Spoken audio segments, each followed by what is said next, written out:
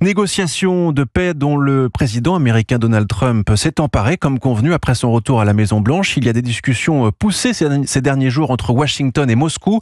Discussions sans les Européens, sans Kiev, qui font beaucoup réagir en Ukraine. Le reportage européen à Kiev d'Emmanuel Amara. À Kiev, dans le café Takava d'Andriy, les commentaires pleuvent sur la façon dont Trump met l'Ukraine devant le fait accompli avec Poutine.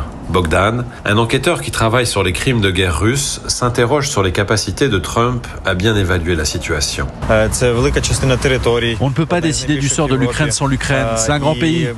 Il y a beaucoup d'enfants, de femmes, de personnes qui sont parties. C'est un des plus grands pays d'Europe et négocier sans l'Ukraine serait une erreur fatale.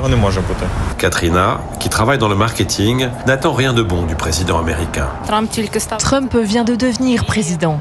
Bien sûr, dans un premier temps, il se concentrera sur les questions intérieures américaines. Pour lui, la question russo-ukrainienne est secondaire. Il ne trouvera probablement pas le temps de bien évaluer la situation. Et nous en ferons les frais. Pour Petro, un informaticien, les discussions sont encore trop superficielles. Ces négociations doivent se conclure non seulement par un accord, mais aussi par des mesures concrètes pour punir les personnes qui ont conduit à cela. Les Ukrainiens font bloc derrière leurs dirigeants. Pas question de céder un pouce de terrain sans que le pays ait son mot à dire et qu'il y ait des garanties fortes sur la sécurité de l'Ukraine. À Kiev, Emmanuel Amara, Europe 1.